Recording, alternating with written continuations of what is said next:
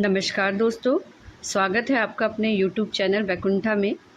हमारे पटवारी लेखपाल वीडियो बीपीडीओ के लिए सामान्य हिंदी लेक्चर नंबर 1 हम आज लेके आए हैं और आज हम यहाँ पर हिंदी साहित्य को डिस्कस कर रहे हैं। तो सबसे पहले हम स्टार्ट करेंगे हिंदी साहित्यिक लेखक सुमित्रा नंदन पंत को। ठीक है, तो सुमित्रा नंदन पंत को छायावाद के प्रमुख कवियों में से एक माना जाता है और प्रकृति के सुकुमार कवि थे जिनका जन्म 20 मई 1900 को कौसानी में उत्तराखंड में हुआ था।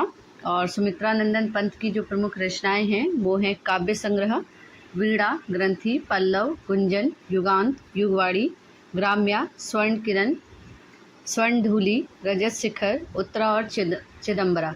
चिदंबरा के लिए उन्हें ज्ञानपीठ पुरस्कार से भी सम्मानित किया गया था। उसके बाद देखिए गद्य रचनाएं, तो ललित निबंध, कला और बूढ़ाचार, साहित्य और संस्कृति, और महाकाव्य था उनका लोकायतन। और देखिए ये मोस्ट इम्पॉर्टेंट है एग्जाम की दृष्टि से, तो चिदंबरा के लिए उन्हें ज्ञानपीठ पुरस्कार से सम्मानित किया गया था।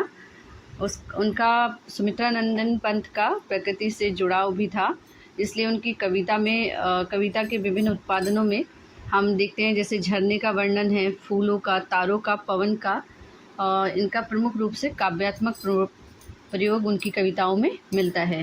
पुरस्कार और सम्मान, तो पंत को उनकी साहित्यिक सेवाओं के लिए साहित्य अकादमी पुरस्कार, पद्म भूषण, ज्ञानपीठ पुरस्कार और सोवियत लैंड नेहरू पुरस्कार से सम्मानित किया गया था। उसके बाद नेक्स्ट जो कवि हैं हमारे वो है मंगेश डबरवाल। तो मंगेश डबरवाल जो है 16 मई 1948 टिहरी गढ़वाल में इनका जन्म हुआ था और 9 दिसंबर 2020 को नई दिल्ली में इनकी मृत्यु हुई थी। और इन्हें साहित्य अकादमी पुरस्कार 2000 में इन्हें साहित्य अकादमी पुरस्कार से सम्मानित किया गया था। इनका जन्म स्थान गांव है काफल पानी, टिहरी गढ़वाल, उत्तराखंड। और दिल्ली हिंदी अकादमी के साहित्यकार सम्मान से इन्हें सम्मानित किया गया था। उसके अलावा कुमार विकल स्मृति पुरस्कार और अपनी सर्वश्रेष्ठ रचना जो हम देखते हैं कि के लिए उन्हें साहित्य अकादमी द्वारा सन 2000 में साहित्य अकादमी पुरस्कार से सम्मानित किया गया था। काव्य संग्रह इनके तो पहाड़ के लालटेन 1981 में, घर का रास्ता 1988 में, हम जो देखते हैं 1995 में, आवाज़ भी एक जगह है 2000 में, नए युग में शत्रु 2013, स्मृति एक दूसरा समय है 2020।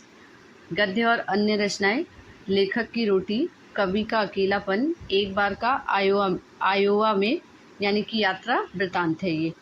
उनके अन्य कार्य, उन्होंने विदेशी कवियों के जैसे बेर्टोल्ड ब्रेख्ट और पाब्लो नेरुदा आदि रचनाओं का अंग्रेजी से हिंदी में अनुवाद किया था। उनकी कविताओं के भी कई भारतीय और विदेशी भाषाओं में अनुवाद हुए हैं। उन्होंने कई समाचार पत्रों जैसे जनसत्ता, सहारा समय आदि के साथ पत्रकारिता भी की है। उसके बाद देखिए शैलेश मटियानी।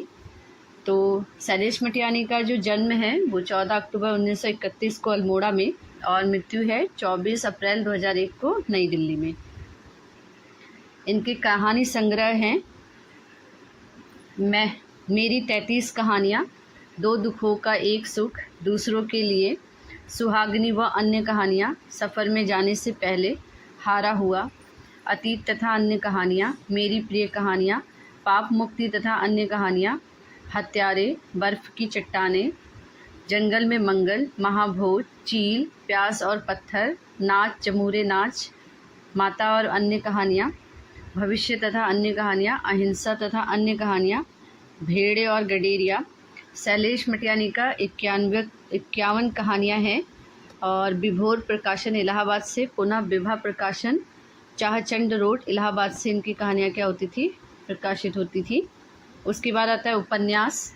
तो बोरीबल से बोरी बंदर तक, कबूतर खाना 1960 में, हौलदार 1961 में, चिट्ठी, रसायन 1961 में, तिरिया भली न काट की 1961, किस्सा नर्मदाबेन गंगूबाई 1961, चौथी मुट्ठी 1961, बारूद और बचली 1962, मुख सरोवर हंस के 1962 में इनकी एक मूठ सरसों और बेला हुई अबीर। उसके बाद कोई अजनबी नहीं, दो बूंद जल, भागे हुए लोग, ये तीनों 1966 में।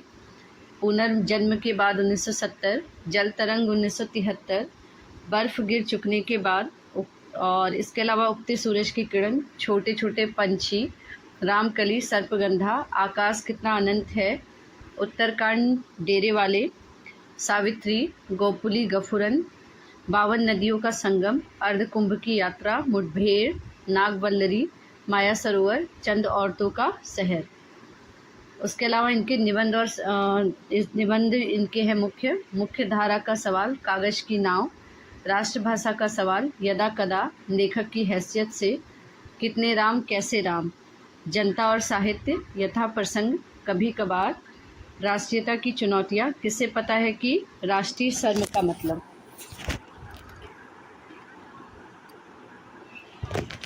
प्रथम उपन्यास, बोरीवली से बोरीबंदर तक, उत्तर प्रदेश सरकार द्वारा उन्हें पुरस्कृत किया गया।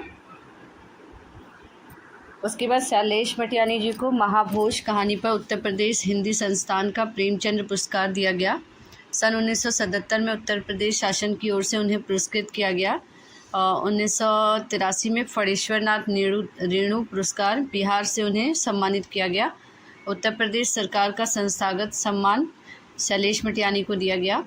देवरिया कोडिया संस्थान द्वारा साधना सम्मान, और 1994 में कुमाऊं विश्वविद्यालय द्वारा दी लिट की मानद उपाधि दी गई। 1999 में उत्तर प्रदेश हिंदी संस्थान द्वारा लोहिया सम्मान, और 2000 में केंद्रीय हिंदी निदेशालय द्वारा राहुल सांस्कृत्यानंद पुरस्कार आदि पुरस्कारों से सम्मानित किया गया था शैलेश मटियानी जी को। नेक्स्ट हमारे लेखक हैं शेखर जोशी। इनका जन्म 10 सितंबर 1932 को ओलिया गांव में हुआ था। मृत्यु जो है 4 अक्टूबर 2022 को गाजियाबाद में। किताबें प्रतिनिधि कहानियाँ शेखर जोशी की है, और 4 अक्टूबर 2022 को 90 वर्ष की उम्र में इनकी मृत्यु हो गई।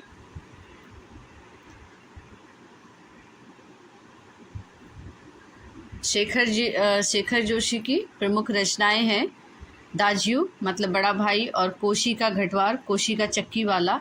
शेखर जोशी को महावीर प्रसाद द्विवेदी पुरस्कार से 1987 में, साहित्य भूषण 1995 में, और पहल सम्मान 1997 में, इफ़को श्री लाल शुक्र स्मृति साहित्य सम्मान 2012 में, और आकाशदीप सम्मान जैसे कई सम्मान मिले थे। आकाशदीप सम्मान, यह सम्मान उन्हें हिंदी भाषा में उनके महत्वपूर्ण योगदान के लिए मिला था। महावीर प्रसाद द्विवेदी पुरस्कार, यह पुरस्कार उन्हें उत्तर प्रदेश हिंदी संस्थान द्वारा 1987 में प्रदान किया गया था। साहित्य भूषण सम्मान, तो शेखर जोशी को यह सम्मान 1995 में मिला था। पहल सम्मान, तो हिंदी साहित्य के क्षेत्र के लिए दिए गए इस पुरस्कार से उन्हें 1997 में क्या किया गया था, सम्मानित किया गया था। इफ़को श्री लाल शुक्र स्मृति सम्मान, उर्वरक सहकारी संस्था इफ़को द्वारा स्थापित यह पुरस्कार उन्हें 2012 में मिला, जो ग्रामीण जीवन को साहित्य में उजागर करने वाले लेखकों को दिया जाता है। धर्मयुग कहानी प्रतियोगिता प्रथम पुरस्कार 1995 में, और राष्ट्रीय मैथिली शरण गुप्त सम्मान, इसके अतिरिक्त शेखर जोशी को उनके राष्ट्रीय मैथिली शरण गुप्त सम्मान सहित अन्य प्रतिष्ठित पुरस्कारों से भी सम्मानित किया गया था। उसके बाद अगली लेखिका है हमारी शिवानी, जिन्हें हम गौरा देवी के नाम से भी जानते हैं। तो इनका जन्म 17 अक्टूबर 1923 राजकोट में हुआ था, और मृत्यु 21 मार्च 2003 को नई दिल्ली में। शिक्षा विश्व भारती यूनिवर्सिटी, पथा भावना, और शैली कैसी इनकी, उपन्यास, कहानी, संस्मरण, यात्रा वृतांत और आत्मकथा। तो प्रमुख उपन्यास इनके हैं कृष्णकली, कालिंदी, अतिथि, शमशान चंपा, विषकन्या, रति बिलाप, स्वयं सिद्धा, लाल हवेली, 14 फेरे, भैरवी, कैजा, मायापुरी, पुट्टोवाली, गेदा।